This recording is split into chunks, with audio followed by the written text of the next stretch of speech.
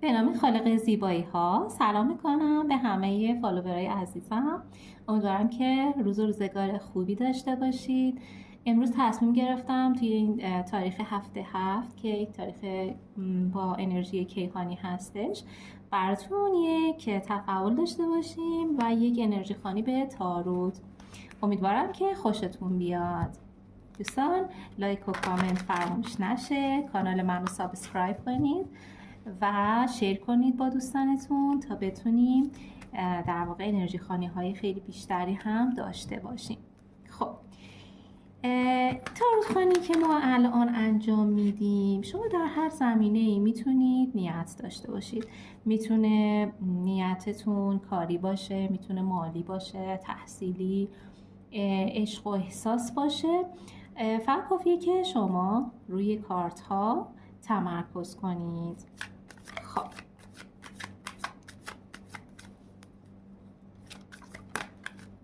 بسیار خوبه. خب عده‌ای از شما دوستان یک مسئله مالی و به خصوص مسئله‌ای که جریان خانوادگی هستش در ذهنتون هست. این مسئله رو به رشد هستش. ممکنه یک بیزینس برای خودتون دارید، این بیزینس داره رشد میکنه و اصلا به جای وابسته نیستید. ممکنه در فکر تشکیل خانواده هستید و اینکه شما در واقع وارد یک خانواده میشید که یا خانواده تشکیل میدید که خیلی از نظر مالی قوی هستن و شما هم حمایت مالی میشید. موفقیتی برای شما به زودی رقم میخوره. امیدوارم که این فال، این تاروت برای شما واقعا اتفاق بیفته تو این انرژی خوبی که امروز هستش. میخوام توجه کنید که چقدر این تایم سریع داره اتفاق میفته و به سرعت داره برای شما این تصمیم گیری انجام میشه. این تصمیم گیری با موفقیت خوبی همراه هستش. کارت سام و خورشید رو براتون میبینم و شما در واقع در هر زمینه‌ای که نیت کردید احساس رضایت و خوشنودی خواهید داشت. به خصوص اگر مسئله شما مسئله مالی هستش، قراردادی بسته میشه. میتونه قرارداد مالی و کاری یا حتی احساسی باشه.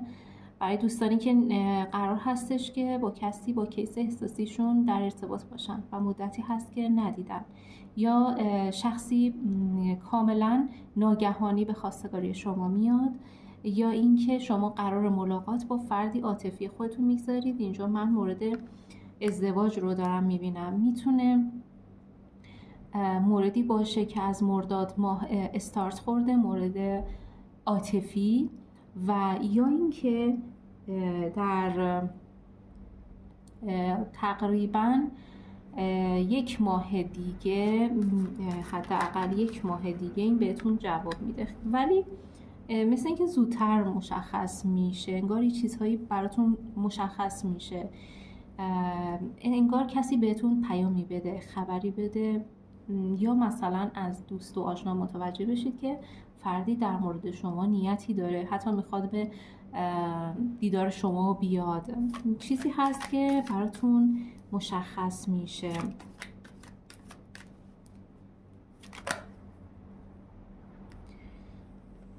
خب یک سری گزینه‌هایی در ذهنتون هست و این گزینه‌ها روی مواردی دارید کار میکنید. میتونه این موارد آپشن‌های مختلف تو زندگیتون دارید. مثلا میخواید محل کارتون رو عوض کنید، میخواید شخصی رو حتی در نظر دارید، ممکنه بین دو نفر قرار گرفته باشید، میخواید تصمیم گیری بکنید، دارید روی این موضوع کار میکنید. بر عده‌ای از شما دوستان هستش.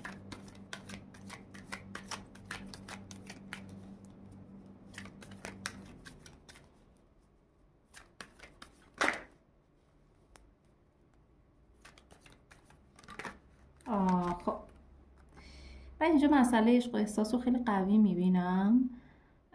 شخصی هستش که بینتون یک احساس قوی شکل گرفته و یا شکل میگیره، چیزی که در ارتباط هست. شما یک انتخابی رو خواهید کرد یا شخصی شما رو انتخاب میکنه. ممکنه این شخص در کنار روی یک مسئله‌ای که داره کار میکنه، ببینید مسئله هست داره روی مسئله کار میکنه و نتیجهش یک انتخابه، چیزی که خیلی واضح هستش اینجا. برای مسائل عاطفی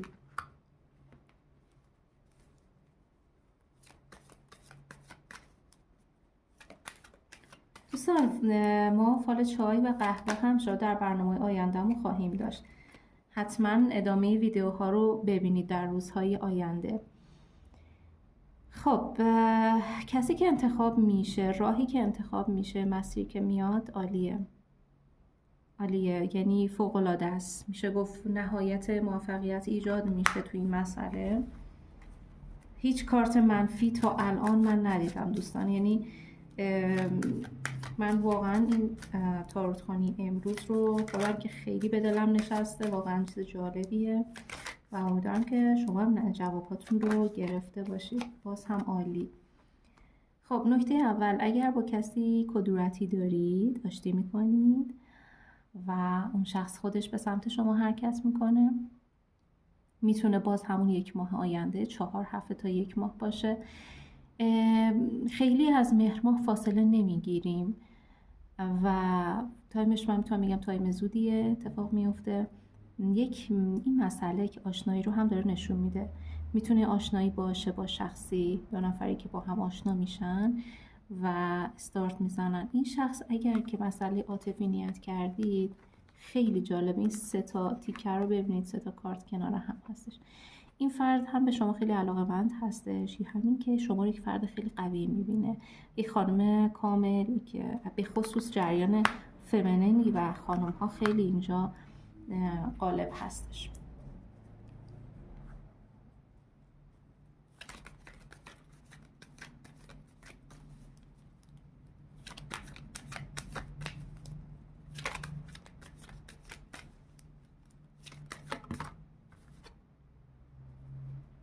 فقط یک سری مسائلی اینجا هست، نمیشه گفت کارت نگران کننده هستش، چالش هستش، چالش هایی که باید مواجه بشید و این چالش ها برای شماست. میتونه حتی وجود شخصی باشه اگر مسائل عاطفیه و اگر مسائل غیر عاطفی و غیر احساسی هستش، یه سری چالش هایی دارید برای مسیری که انتخاب کردید. ببینیم یک کارت دیگه داشته باشیم برای چالش هایی که دارید، پیش رو دارید.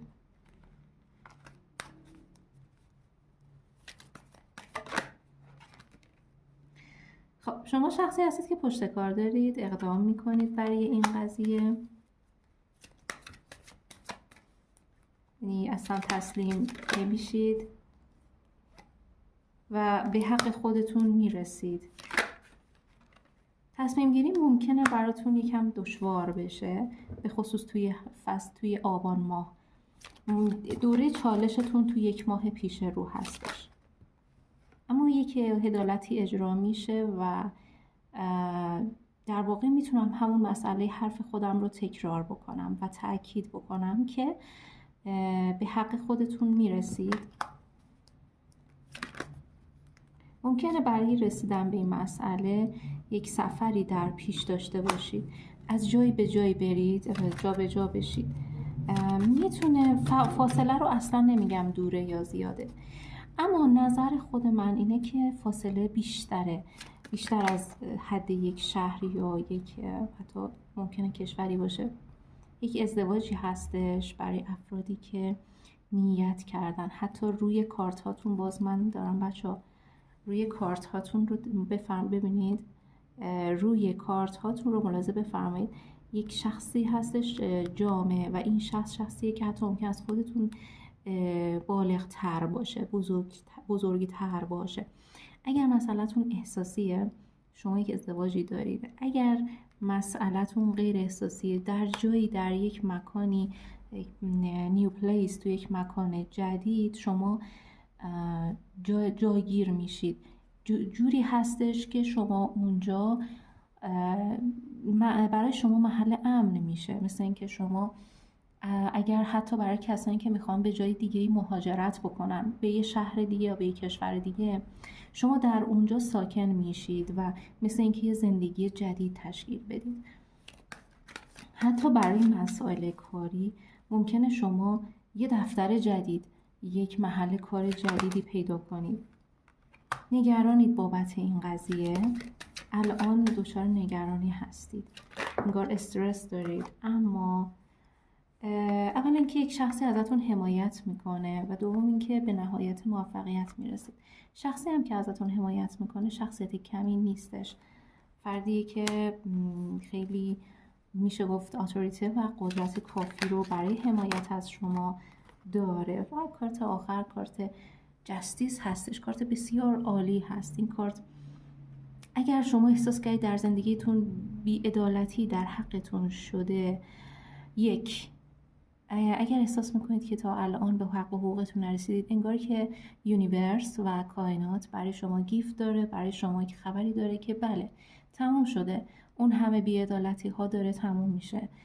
تو از وجود خودت داری پرایر داری دعا میکنی و از خداوند میخوای که از کائنات میخوای و دست روی دست نگذاشتی، داری از انرژی های خودت استفاده میکنی. دوستان امروز انرژی خیلی فوق العاده ای داره با عدد 7 و میتونم بگم که این در واقع تاروتخوانی خیلی مرتبط هستش با این مسئله. برای کسانی که کار قانونی دارن این کار به نتیجه میرسه. حتی میگم ازدواج سند رسمیه، هر موردی هستش نهایتش عدالت هست. خب امیدوارم که خوشتون اومده باشه. باز هم خواهم اومد، نگران نباشید و این دفعه تایم نزدیکتری میام انشالله با فنجون‌های قهوه و چای، حتما قهوه، چای و دارچین حتما برای شما انرژی خوانی خواهیم داشت. لایک و کامنت، شیر و سابسکرایب فراموش نشه. شما رو به خدای بزرگ و مهربون میسپارم. فعلا خدا نگهدار.